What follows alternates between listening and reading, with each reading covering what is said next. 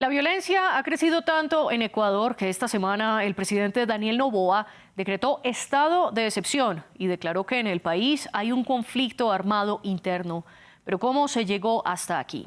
Por un lado, los asesinatos y la situación en las cárceles son una muestra de todo lo que está ocurriendo. Desde 2018 los homicidios comenzaron a crecer, a pesar de que venían en picada desde 2010, y aumentaron tanto que Ecuador pasó de tener una tasa de homicidios de cerca de 6 por cada 100.000 habitantes a una de 45 por cada 100.000 habitantes en 2023.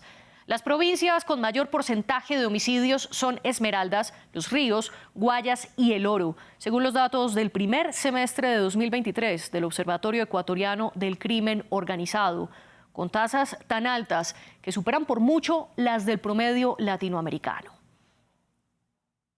Parte de la violencia es por la guerra entre las bandas criminales, una guerra que se profundizó desde diciembre de 2020, cuando mataron a Jorge Luis Zambrano, alias Rasquiña, el entonces líder de los Choneros.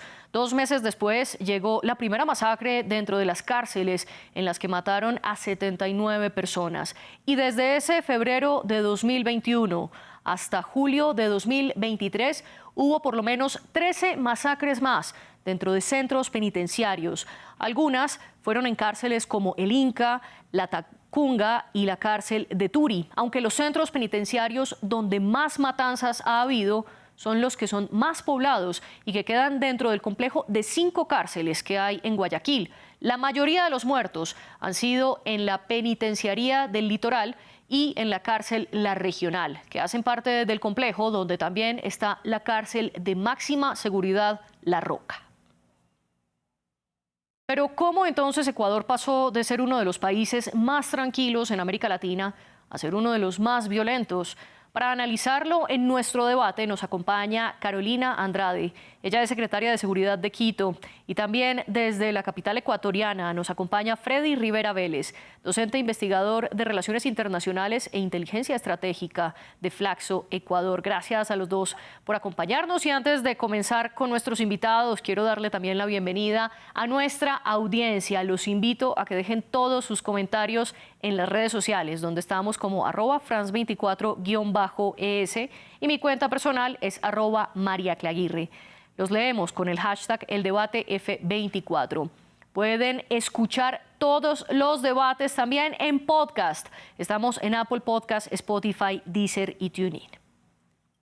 Secretaria Carolina Andrade, primero comienzo con usted. Gracias por acompañarnos en el debate. ¿Cómo explicarle a nuestra audiencia internacional el nivel de violencia que está ocurriendo en este momento en Ecuador? Hola, muy buenas noches. Un gusto poder acompañarlos. Creo que hay varios elementos. No hay una sola razón que explique la crisis de seguridad que vive nuestro país. Algunos temas que están sobre la mesa es, por ejemplo, los resultados del acuerdo de paz entre el gobierno de Colombia y la ex-FARC, en el cual el Estado ecuatoriano lamentablemente no se preparó para una implementación o para un posacuerdo. Tenemos otro elemento fundamental, que es los niveles récords de cultivos de uso ilícito de coca. Sabemos que Colombia, de acuerdo al último informe de Naciones Unidas 2020, está en los niveles de producción récord. Igual, en cuanto al último informe 2022 sobre las producciones agroindustriales de cocaína, 4 enclaves de los 4, 3 están consolidados en lo que es Nariño, frontera con Esmeraldas. Ahí tenemos ya 2 elementos que impactan directamente lo que corresponde al rol, cuando menciono alrededor de una distribución regional del trabajo criminal, donde cada uno de los países cumple un rol dentro de esta división regional del trabajo criminal. Y claro, elementos también internos que se han dado durante los últimos años, principalmente a partir del año 2018, con cambios en cuanto a la estructura de gobernanza del sector seguridad. Me refiero, por ejemplo, a lo que es el Ministerio de Justicia, que fue eliminado en 2018 y transformado en lo que es hasta hoy el Servicio Nacional de Atención a Personas Privadas de la Libertad, que se ha convertido en un símbolo de la corrupción, de la penetración del crimen organizado y del total descontrol para poder generar presencia del Estado dentro del sistema penitenciario. Usted hablaba entonces de una vez de dos de las mayores causas que a su juicio son las responsables del repunte de la violencia en Ecuador. Y usted hablaba tanto de los cambios que ha habido en la vecina Colombia como en los cambios internos en Ecuador en la gobernanza de seguridad, del sector seguridad.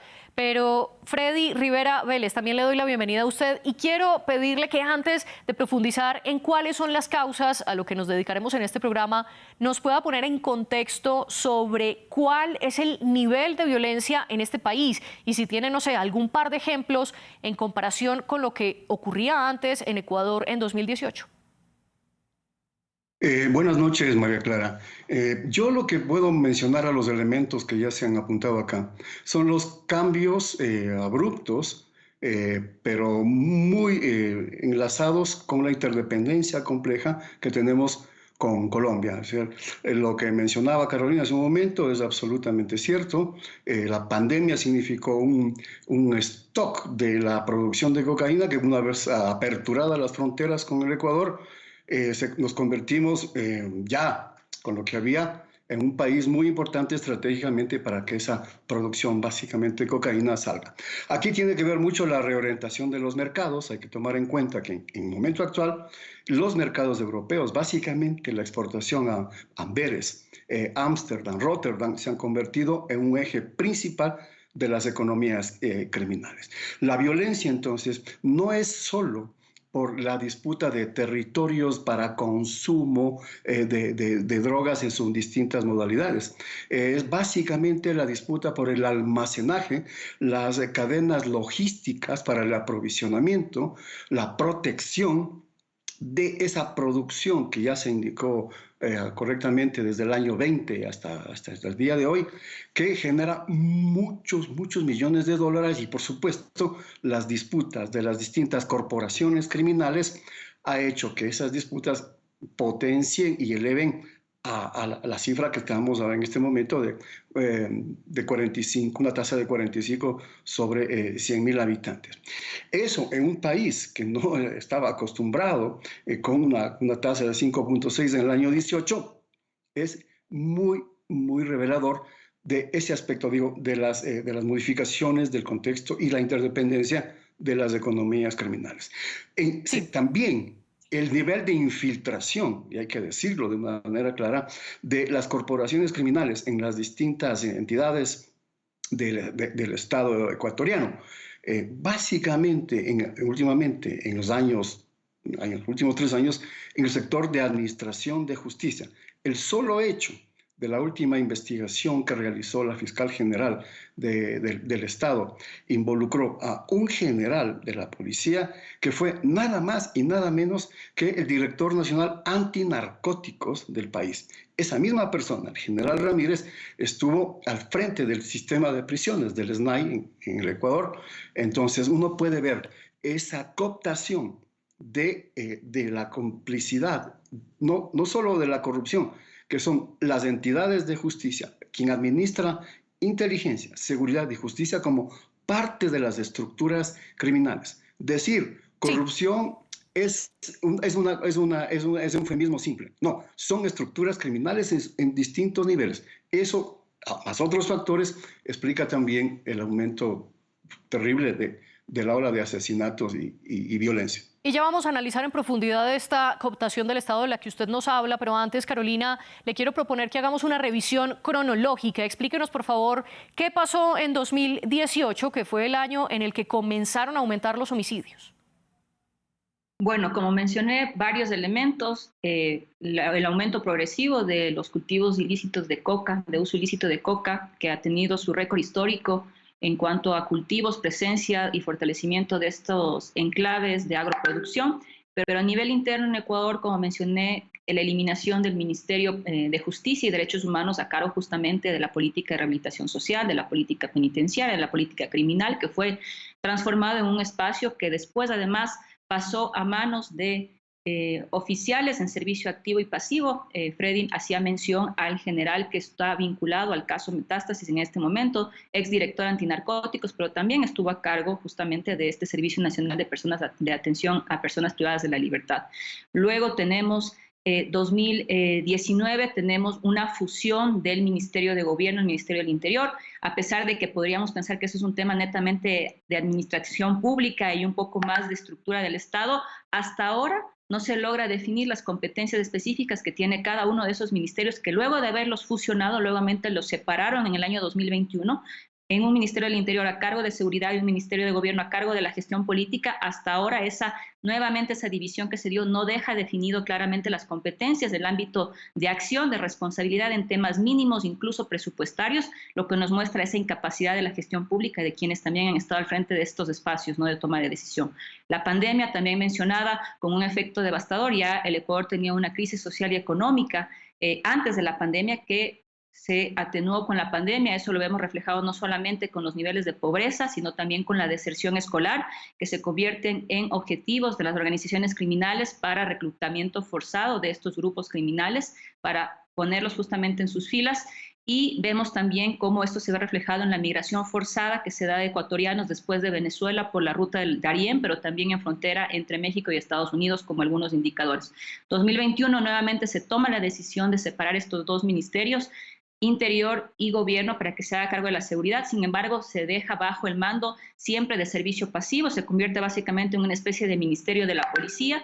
Esto desdibuja además los controles internos, se genera una especie de espíritu de cuerpo, un mal espíritu de cuerpo al interior, lo cual también muestra que se debilitan los mecanismos de control interno, de transparencia. Se habló de la penetración del crimen organizado en las instituciones de la fuerza pública, casos como el de Don Nasa, que mostraba sistemas de captación ilegal de dinero dentro del Ministerio de Defensa, Fuerzas Armadas, detonaciones o sabotajes de radares también involucrados con la Fuerza Aérea. Vimos también pronunciamientos alrededor de narcogenerales, donde no se dejó claro quiénes fueron los involucrados, hasta el reciente caso que se hizo público de Metástasis, que nos muestra una cronología bastante devastadora en cuanto a las herramientas que tiene el Estado para generar resiliencia estatal y poder dar respuesta a los posibles escenarios que podían darse. En el 2018 nadie se hubiera imaginado que estuviéramos viendo esto, tal vez en el peor escenario pudo haberse imaginado, pero la resiliencia estatal que requería Ecuador para poder hacer frente a este escenario, además con una pandemia de por medio, pues no estaba listo. Había un desmantelamiento que además se tradujo en una reducción de presupuesto. Solamente para poner un ejemplo, el presupuesto que fue reducido cerca de $3.000 millones en todo lo que es el sector seguridad y justicia, tampoco ha sido utilizado adecuadamente. Lo poco que se dejó no ha sido utilizado adecuadamente. El año pasado, hasta el primer semestre, el Ministerio del Interior solamente ejecutaba el 8.1% de su plan anual de inversiones en medio de una crisis, lo que se refleja luego en una policía que no tiene capacidades operativas básicas como motocicletas, vehículos, dotación. Se hace una incorporación express de de efectivos policiales en 6 meses, los cuales salen a las calles sin el arma de dotación, lo cual complica aún más el escenario. Usted mencionaba dos causas que salen del control de cualquier gobierno, que son la pandemia y la migración por parte de países vecinos, pero hace bastante hincapié en que el Estado no tuvo resiliencia y también en una reducción de presupuesto y en diferentes decisiones uniendo y desuniendo ministerios. Todos estos años corresponden al gobierno de Guillermo Lasso. ¿Usted lo responsabiliza de alguna manera? Creo que no hay una responsabilidad única de un solo gobierno. Creo que es un cúmulo de malas decisiones que se fueron dando desde el año 2017, 18 e incluso desde antes, yo diría, porque tampoco es que el sistema era algo que estaba funcionando en la perfección. Sin embargo, se comienza a generar este desmantelamiento de manera cronológica desde 2018, como digo, como un elemento clave la eliminación del Ministerio de Justicia a cargo de las prisiones, que ahora es el elemento más visible de donde está la pérdida total del control del Estado. Pero también, digamos, eso se ve reflejado en decisiones que fueron desde el gobierno, en ese momento, de Lenín Moreno, los diferentes responsables, decisores políticos a cargo del sector seguridad, pero también lo vemos reflejado en tal vez una falta de decisión política por quienes estuvieron al frente de estos espacios, porque vemos que esa decisión política era muy diferente a la narrativa política, a lo que se estaba ejecutando en presupuesto y en recursos para poder fortalecer no solamente a la policía, a las Fuerzas Armadas, pero también a las otras entidades, porque lamentablemente También hubo una reducción en otras entidades, que eso también generó una presencia del Estado que se debilitó en otros sectores, el sector social, el sector también, que también tiene un rol importante en los temas de seguridad desde el ámbito de la prevención, y ese cúmulo de decisiones por falta de decisión política, por falta de liderazgo o por no darle la prioridad necesaria a lo que podía ser los años siguientes esta crisis de seguridad, y ya más recientemente durante el gobierno del expresidente Guillermo Lasso, pues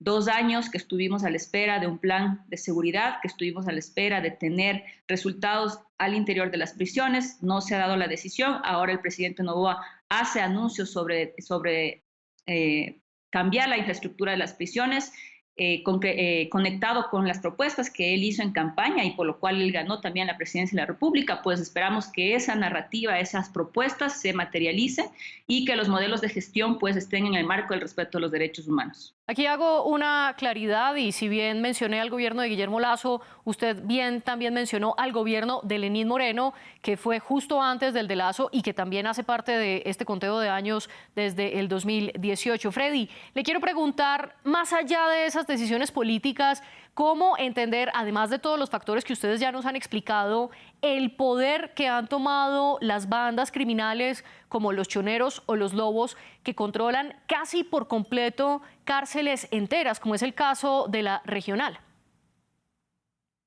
Sí, la dinámica de las corporaciones criminales. Yo utilizo el concepto de corporaciones criminales por la capacidad de vinculación, coordinación y armonización de actividades de estas agrupaciones.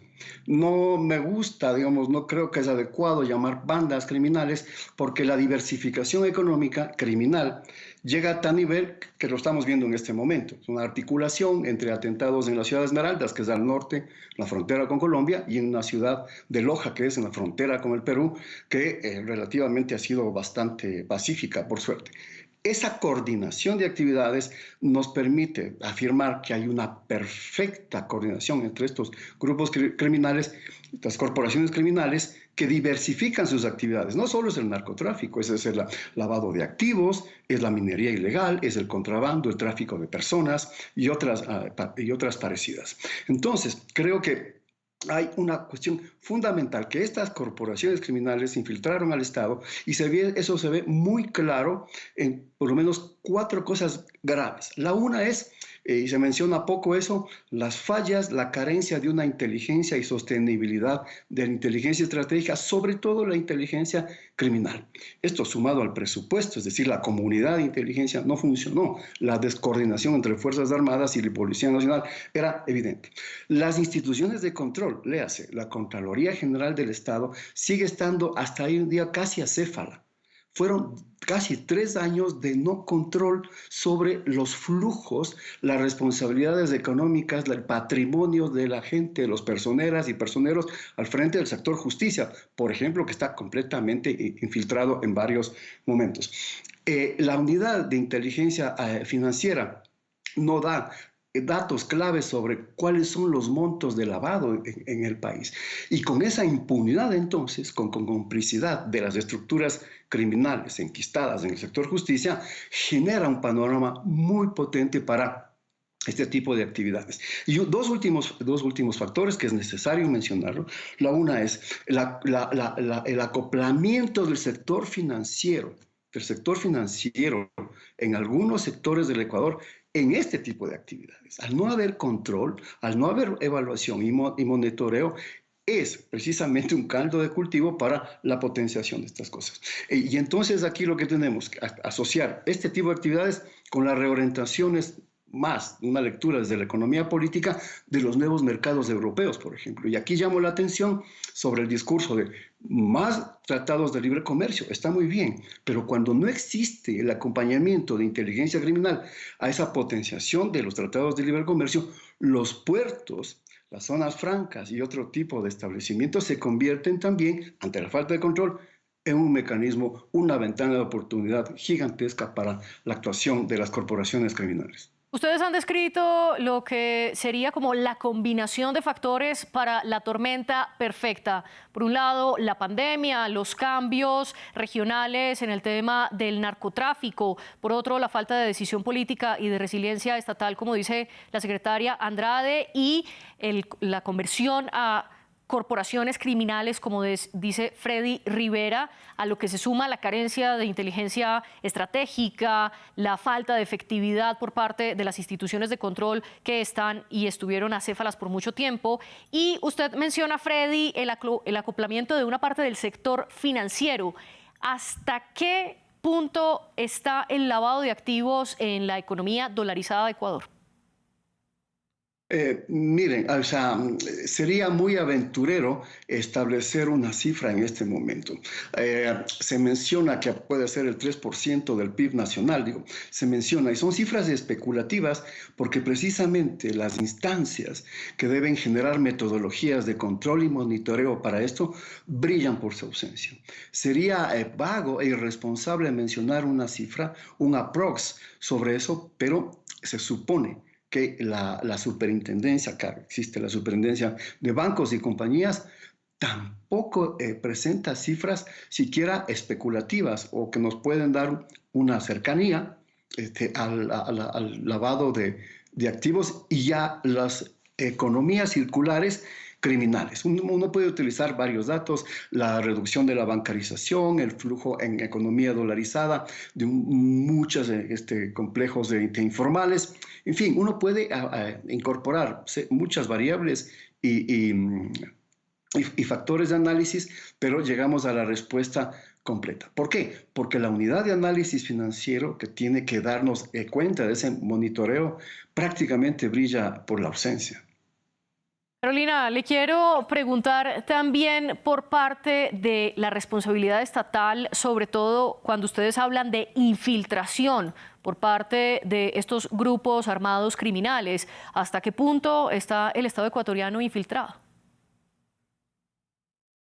Es difícil también tener una cifra adecuada de saber cuál puede ser ese grado de infiltración, porque en este momento incluso podríamos decir que durante los últimos años se han generado las condiciones para que eso sea mucho más acelerado.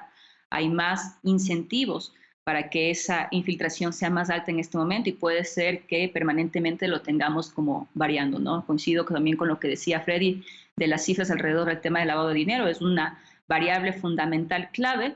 Se estima que cerca del 70% de los recursos criminales que se lavan es a través del sistema financiero y ahí la UAFE debería cumplir un rol fundamental justamente de actuar de manera preventiva, pero sobre todo también de poder trabajar en articulación con el sistema de inteligencia, pero también con la Fiscalía, ¿no?, General del Estado.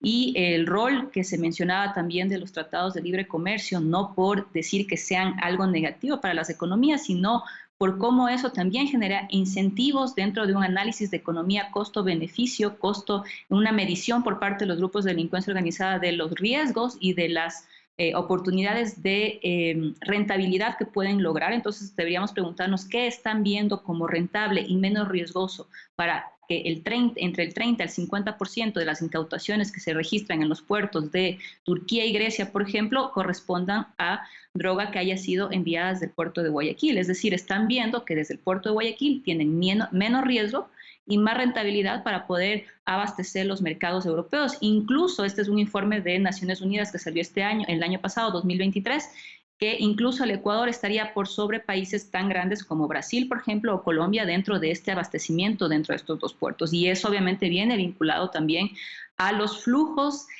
a las economías ilícitas que se alimentan a través de exportaciones formales, que son contaminadas, que utilizan empresas fachadas, que son declaradas como exportaciones de productos, de diferentes productos que buscan ingresar a los mercados europeos, pero que en realidad lo que está pasando es haciendo unos envíos masivos de droga a través de estas empresas, incluso utilizando tipologías también para lavar dinero a través de las exportaciones, como las tipologías de comercio internacional, de discrepancia entre lo que se declara formalmente que se está exportando en cuanto a volumen, en cuanto a producto, en cuanto a precio, para sacar los recursos producto de la ilegalidad de estas economías ilícitas y ya colocarlos y inyectarlos ya dentro de la economía formal. Y también está el rol que se mencionaba de la minería de oro, no solamente la minería ilegal, sino en realidad todo lo que está producto de economías ilícitas vinculadas a la minería de oro, que es lavado también dentro de las cadenas de producción formales del oro, la minería producto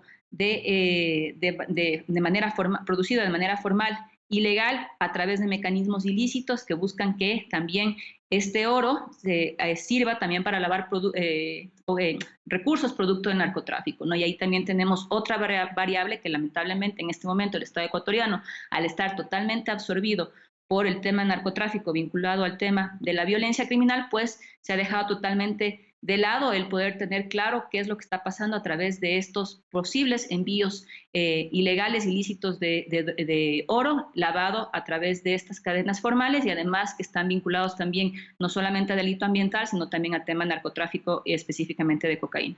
Y detrás de todos estos delitos que usted ha mencionado, sin duda alguna, están los grupos criminales o, como los llama Freddy, corporaciones criminales. Freddy, explique por favor a nuestra audiencia cómo las bandas tipo los Choneros, los Lobos, los Chone Killers, por mencionar solo algunas, tienen tanto poder dentro de las cárceles al punto que decapitan personas dentro de los centros penitenciarios o incluso violan a guardias de seguridad.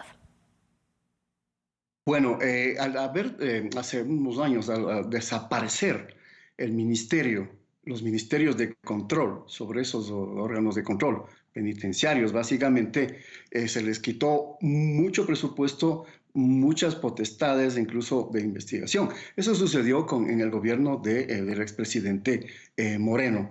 El nivel de penetración de las economías criminales pasa por muchas instancias, por muchas entidades públicas y privadas. Aquí hay dentro de las economías criminales, una muy adecuada coordinación sobre determinados objetivos. Pueden competir en unos espacios determinados que pueden estar reorientados a Colombia y a México básicamente, pero también los nuevos destinos de mercados en Europa. Entonces, esa competencia atrae aparejado también cooptación muy fuerte de entidades estatales, de personeros. El solo hecho que en este momento esté preso el presidente del Consejo de la Judicatura del Ecuador es una clara evidencia de la penetración del crimen organizado en muy altas esferas. Y eso todavía está por verse debido al papel que está ejerciendo la fiscal general del Estado en este momento.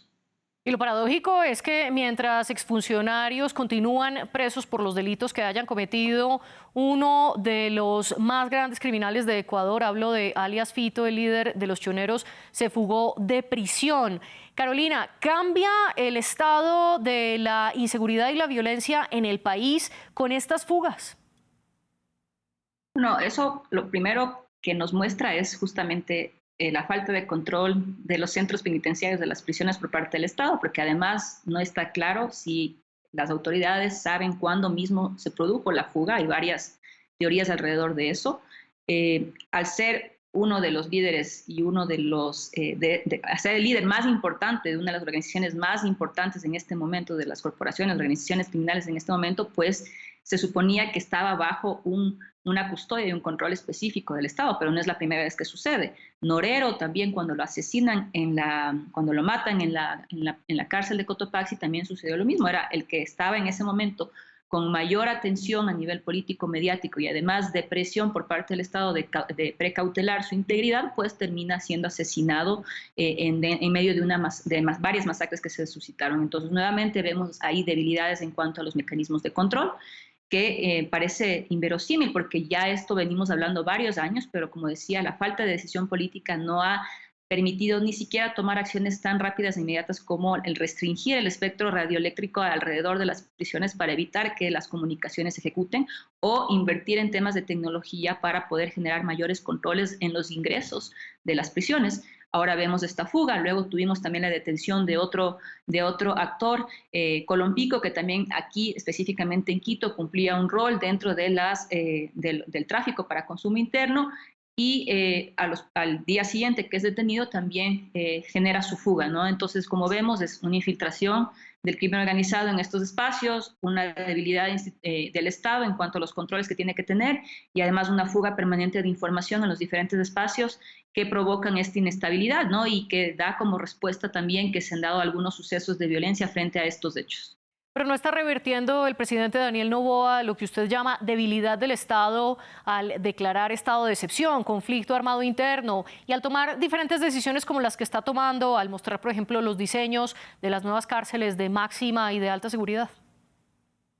Bueno, eso es lo que estamos justamente esperando, que el discurso se traduzca en acciones y se materialice en acciones reales, ¿no? Porque al inicio de cuando él asume, va a cumplir cerca de 2 meses en el poder, cuando asumió en diciembre, uno de sus principales argumentos era la necesidad de movilizar recursos para poder hacer las inversiones necesarias en seguridad, para poder dotar a la policía, entregar el armamento, todo lo que se requiere invertir en tecnología especial de inteligencia de investigación para poder tener información adecuada, pero también tener una tasa de resolución de casos también mucho más alta a la que se tiene actualmente en los términos de investigación criminal, pero lo que vemos, y para eso justamente se argumentó la necesidad de aprobar una ley económica urgente que ya fue aprobada, y ahora no vemos eso materializado ya en planes de adquisiciones, de compras que puedan abastecer y fortalecer a la policía. El anuncio que también ya se ha venido concretando es la construcción de estas 2 nuevas cárceles que estarían previstas que estén ya en funcionamiento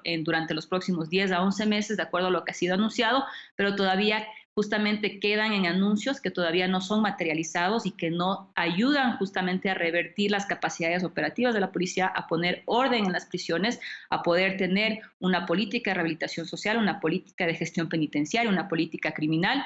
Y tampoco estamos viendo decisión, bueno, en parte hubo una decisión importante al poder tomar decisiones sobre altos mandos, tanto militares y de Fuerzas Armadas como policiales, pero tampoco estamos viendo una decisión real en cuanto a términos de depuración de la fuerza pública o de tomar acciones en entidades claves para poder identificar estas posibles infiltraciones del crimen organizado. Todavía estamos hablando de una autodepuración, es decir, estamos delegando todavía a estas mismas fuerzas públicas que generen procesos internos que hemos visto que hasta el momento no han dado resultados, que no han buscado realmente depurar sus elementos, y no estamos hablando de depurar elementos de rangos operativos bajos, sino realmente dar una muestra de que esa depuración viene de manera transversal a todas las instituciones, tanto Fuerzas Armadas como Policía Nacional.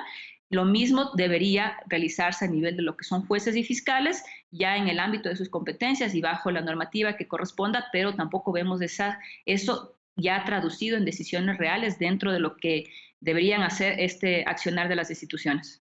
Secretaria, se me adelantó a la pregunta que le iba a hacer para concluir el programa de, según usted, qué se debería hacer. Pero entonces se la cambio y le pregunto, ¿cuál es el mensaje que usted le enviaría a los ecuatorianos? Si sería de calma o más que todo de precaución. Creo que sobre todo ahorita es un momento, como han dicho varios sectores, y creo que eso ha sido adecuado, de unidad nacional.